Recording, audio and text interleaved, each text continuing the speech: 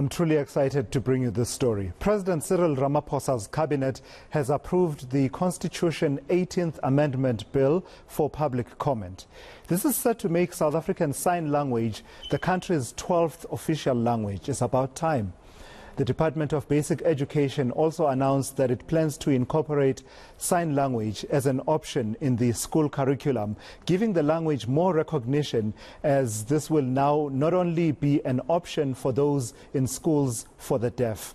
Lance Schultz, the Chief Executive Officer of the Pan South African Language Board, joins me now for that conversation. So it is going to be called, Lance, the Constitution 18th Amendment, and as these things worked out, the 18th Amendment was meant to be about land expropriation without compensation, but here we are talking about the 18th Amendment being about adding, possibly when this bill is passed, and one hopes that it will be, adding South African Sign Language as the 12th official language. How big a milestone is this, the approval at least by Cabinet of this bill? Firstly, a very good afternoon to yourself, Thulasizwe, as well as your listeners.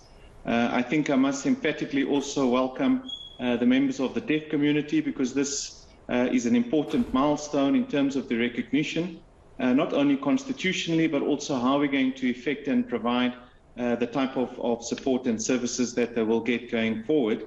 To answer your question, yes, I'm very glad that you also are happy about this having been announced. The proposed amendment bill, in terms of Section 6, I think, is a first step. What will happen is there will be public consultation, and after that it will then be promulgated as part of the constitutional amendments. So I think there is still a little bit of work to go, but I think importantly so, we need to be very, very happy as a country. And it sends a signal to our international community also of the importance that we give to this sector within our society. And Lance, what are your expectations? And I know that it's early days. There's still going to be this public consultation process, and it will go exactly the same way that what was meant to be the 18th Amendment Bill around land expropriation without compensation that ended up failing in Parliament, the same way that it went, including all those public consultations. But what are your expectations of when it comes to the politics of it all, when it's now time to give it the two-thirds majority that will be required in Parliament to make this a reality? Thank you. I think the question is very valid, because we would have to be cognizant of the public comments that comes through. The officialization of SA Sign Language on its own will certainly not guarantee that the requisite changes are executed without the adoption of very important language policies and practices. And I think that is what will provide the guarantees to ensure that socioeconomic benefit. Secondly, that we provide the adequate access within our schooling system, starting at the Department of Basic Education, is adequately provided.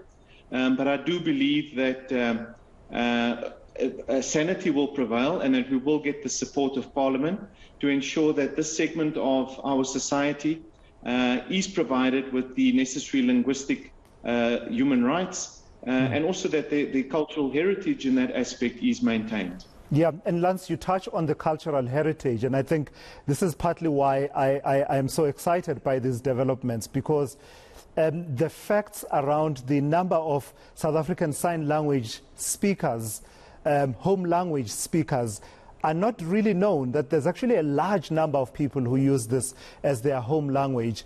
But also, it's not just about, you know, a way of access to the deaf community. There's a culture associated with it. One of the readings I was doing pointed out something that I'd never paid attention to, that it's always spelled with a capital D, because it's along the same lines as, you know, cultural groups as Afrikaner, as Zulu, as Swati.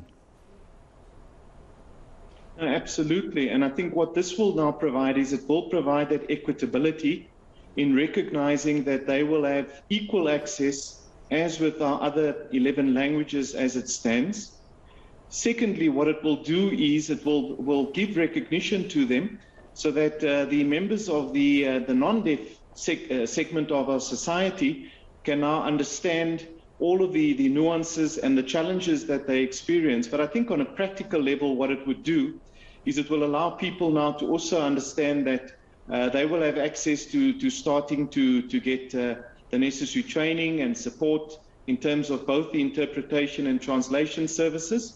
And it will provide us as a society to understand that this is going to be a stepwise approach. We're not going to be able to do everything all in one go. We will have to ensure that we bring the private sector as well as the public sector on board so that we've got all of the people that will be providing these services, and that the access, the important access to resources, as well as the component of understanding the language itself, is brought on board within our broader society. And that, for me, is a very important but a very exciting step that we as PANCEL will be championing.